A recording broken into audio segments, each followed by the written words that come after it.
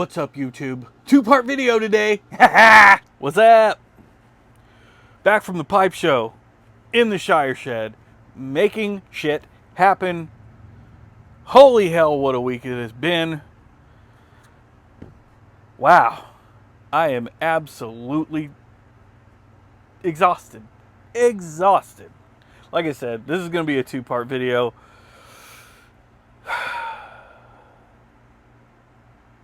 As you can see in the thumbnail, I'm going to be doing a first impression on a blend that I've actually really been dying to get my hands on and wasn't able to until recently for a multitude of reasons. But one of the reasons was saving up for the pipe show was a big one.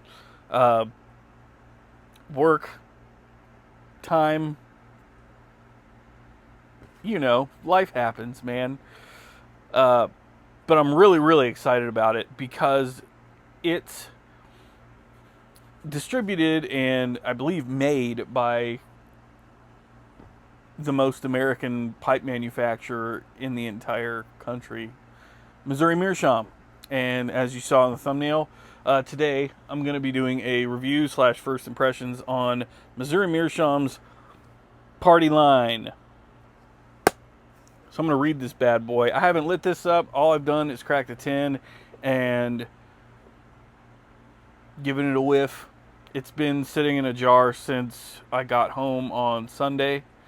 I'm so excited to try this one.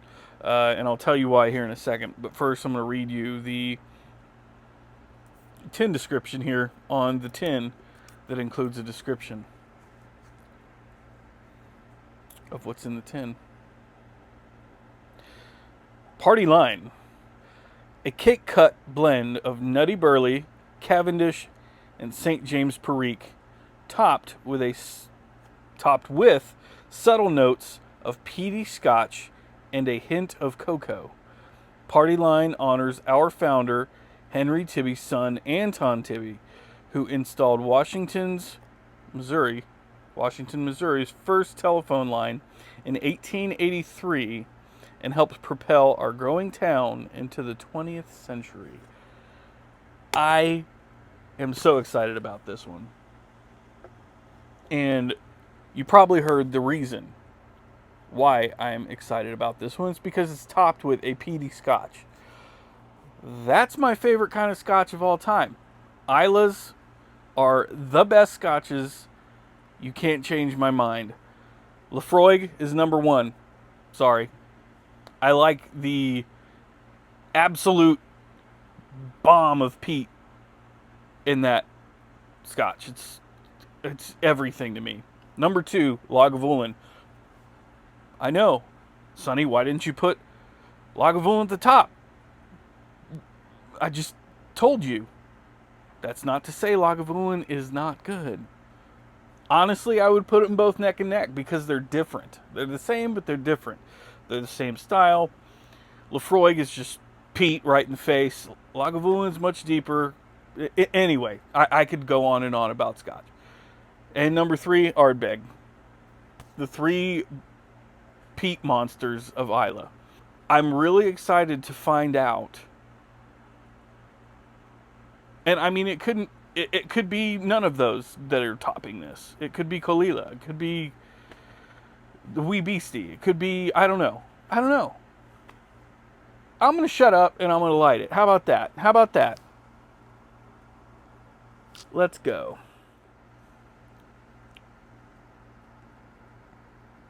Very, very smooth. Zero rough edges. Okay. First off, tin note. Raisins. Chocolate covered raisins. Raisinets. There was this one candy that you could get at the movie theater, but I haven't been to the movies in like a couple million years, so I don't remember what they were called.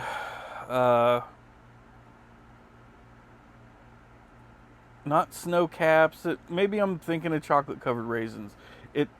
There was a candy. Maybe that's what I'm thinking of.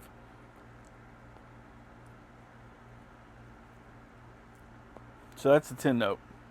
chocolate covered raisins. Sweet, savory, sweet without being overpowering.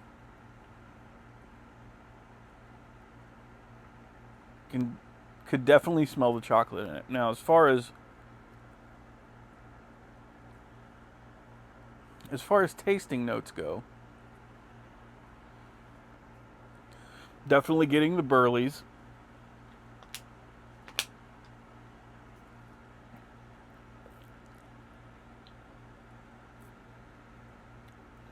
Tell you, the chocolate, when I first lit it up, the chocolate notes were very present, but once you get past that charring light, they kind of ease up. So yeah, got the cocoa, definitely getting the burley.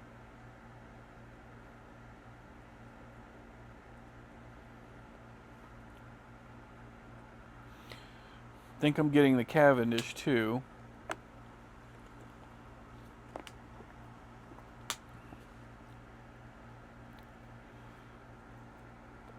I haven't really picked up on the Perique much yet.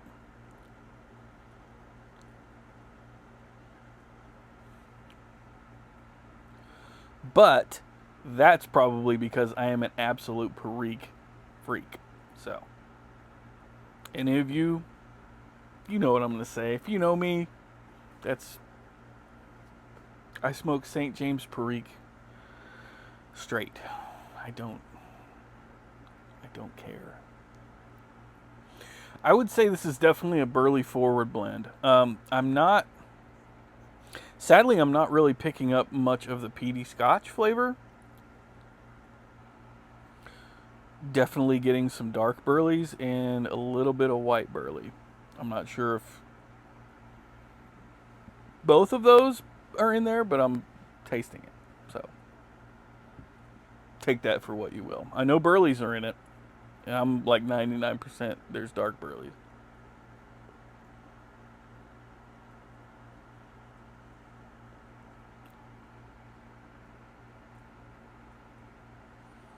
Yeah, I'm not picking up any of the peat.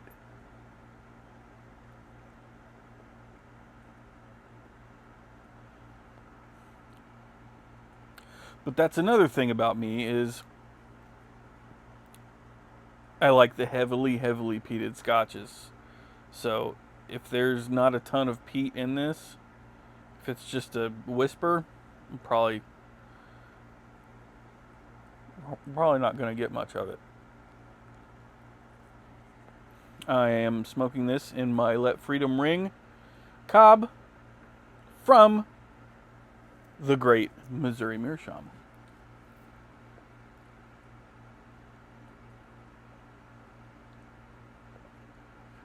Now, I did tell Missouri Meerschaum, by the way, shout out to Shannon. Hope you're doing well. Hope you got home safe. I did tell them that I would review 2 of their blends for them. They did not give me these blends to review. So this is not like a sponsorship kind of thing. One thing I did tell them is that I will be honest and I will be tactful. Man, I'll tell you, when I first lit this up, I was kind of afraid it was going to be more leaning toward an aromatic. And I'm glad that it didn't lean that way.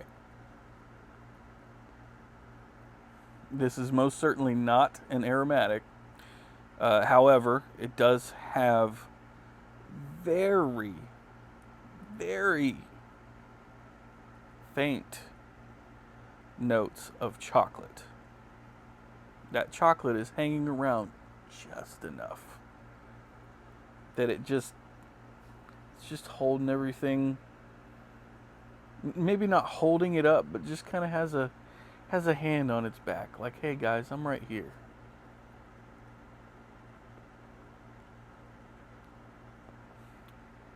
It's very comforting, oddly enough. This is a blend that I could see being really good in the winter time. It's it's like it's kind of like corncob pipe and a button nose, but less of an arrow by quite a bit. It still has some oomph to it, but corncob pipe has, it's kind of all aromatic right up in your face. After you let it kind of hang out in a jar for a couple years, it's, oh, this, I think right now, like if I were to have this winter, this coming winter, because we're a little ways from that right now, considering it was 95 degrees with 90% humidity today. But it's August. Now, if I were to have this, and I probably will, this coming December,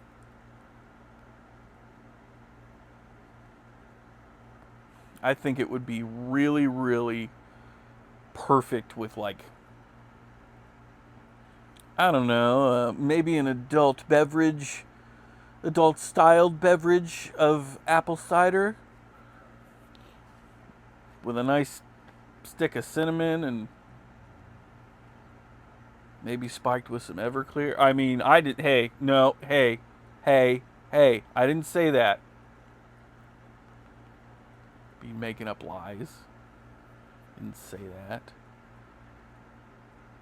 You definitely don't. Definitely add Everclear to your apple cider. Don't do that. I'm trying to think. This would also. No, there's those dark burleys again. I bet I know where these burleys came from, too.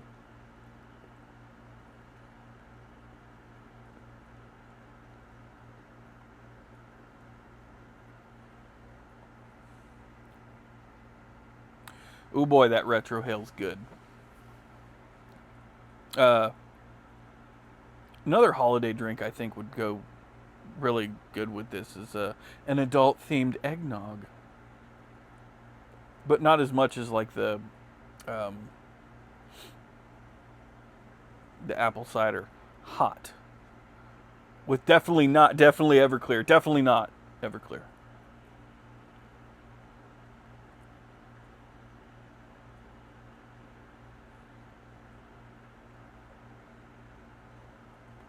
Yeah. I could definitely see myself having this out on my front porch with a, hell, I'd probably just make a day of it. 30 degrees outside, fill a big to-go mug up, like we're talking a big one, with some apple cider and definitely Everclear. A little bit of cinnamon in there.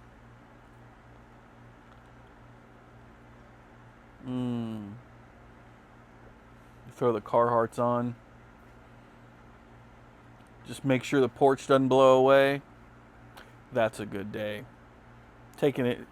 By the way, I forgot to mention, this comes in a crumble cake. So you could take the whole crumble cake out there with you and just break it off as you go. Oh, I feel like topping my bowl off. Put it in your pocket, whatever. Good to go.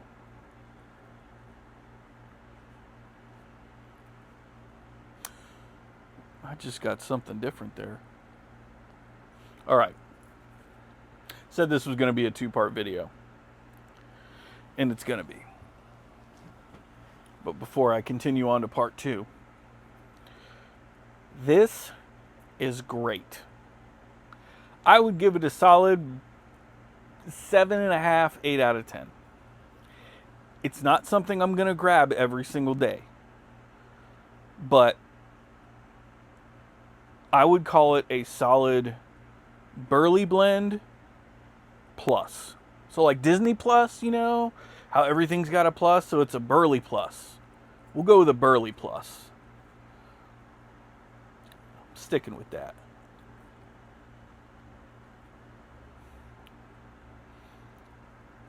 Because it's not quite a straight Burley. It's not an aromatic. It's not a Cavendish. It's not a... This is very unique. and it's not quite something that I ever thought I would jump on. Another thing,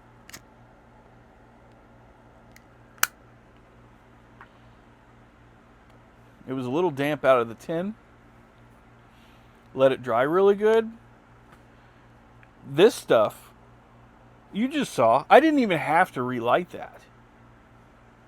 I really didn't. I just did because it was kind of starting to flicker a little bit.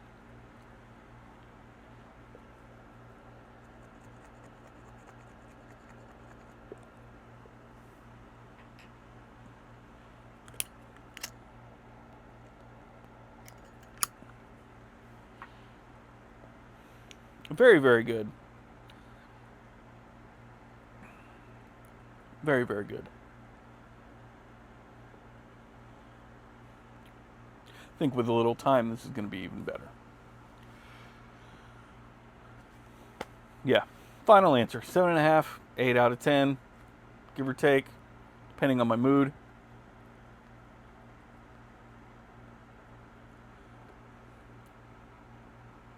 Yeah. And I'll bet you anything those burleys are from Cornell and Diehl. I'll bet you.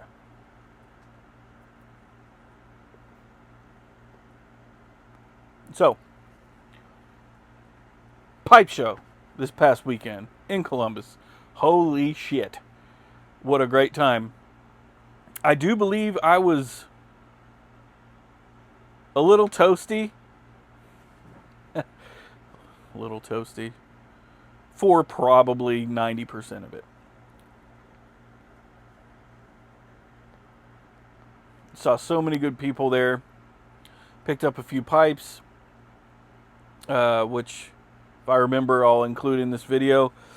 Met some great people. Some people that I've met before. Some people that I've known online and haven't spoken to in person or met in person that I got to meet. Had a ton of you come up to me and recognize me from the channel and say hi, and man, that's so freaking cool. It was, man, like I can't even word right now. It was just such a wonderful time. I got to meet Mutton Chop Piper. I got to meet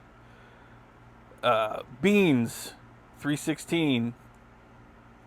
I had dinner with Mutton Chop. I had several brewskis with Beans. I saw one other YouTuber there who I can't remember who it was. And I'm sorry I can't remember. Let's see. I think some people were expecting a duel to happen, but it never happened. I think somebody wanted it to happen, but I got nothing to say to them. And if you know who I'm talking about, I'm just going to leave it at that. I got nothing to say to them. Wish him the best. Hey, go get it, man. Do your thing. But not going to address him. That's really it. I wasn't going to let him or anybody else put a paw on my good time. And I didn't. And no regrets. I'm just as happy today as I was the day before. So yeah, that happened, and then oh gosh, let's see. So I know several of Bean's friends by their actual names, but I don't know them by their YouTube names. Cole was one of them. I'm really bad with names, first of all. So the other guy that I was hanging out with Beans was he actually is in Cincinnati at a radio station, I believe. Let's see. NJ Piper was there.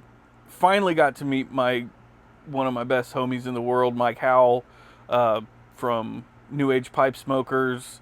Chris Miracle from New Age Pipe Smokers.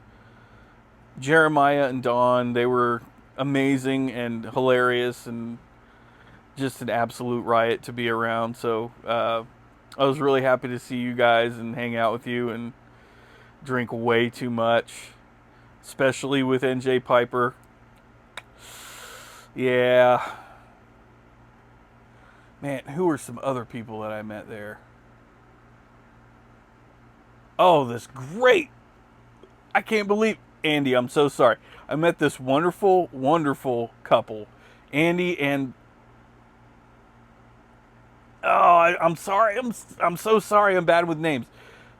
I don't remember Andy's wife's name, but I do know that she grew up here in the area in which I live and went to high school right down the road from me. They now live in North Carolina. Andy runs a fishing outfit, basically takes people out on charter fishing trips and stuff. Wonderful, wonderful people. Andy was actually, I think, the first person that recognized me from the channel. So, Andy, I love you guys. Thank you so much, and I hope you continue to watch, and I hope I don't piss you and your family and your friends off too bad. But if I get the right impression about you, you're probably not going to give a shit what they think anyway. Well, Shannon from Missouri Meerschaum and I think her husband, got to hang out with them for a minute. Lynn Shanahan. Golly, I'm trying to name everybody that I know and whose name I remember. But, gosh, it was just so many people. Oh, Larry from Buttons for Your Britches and his wife. Saw them again. They're always amazing. I got a couple tampers from them again. They always do just fantastic work. If you guys ever need tampers, go check out Buttons for Your Britches on Instagram. Larry does absolutely fantastic work. Oh, Nathan Davis from Grey Woody, as has become the tradition. I got another K Woody from him this year. And it, of course, looks amazing and smokes like a dream. No shocker there. Go check him out as well. Grey Woody. Grey Woody. Oh, gosh. Who else, man? Had all kinds of people recognize me. And it was very humbling and very kind of surreal, given that I've been on YouTube for less than a year. And I realized that part of that popularity is because of a video that I made. But I would have garnered popularity some other way. And I wasn't looking to garner it from that. In fact, I planned on pissing a lot of people off, so. Oh well. Plan backfired.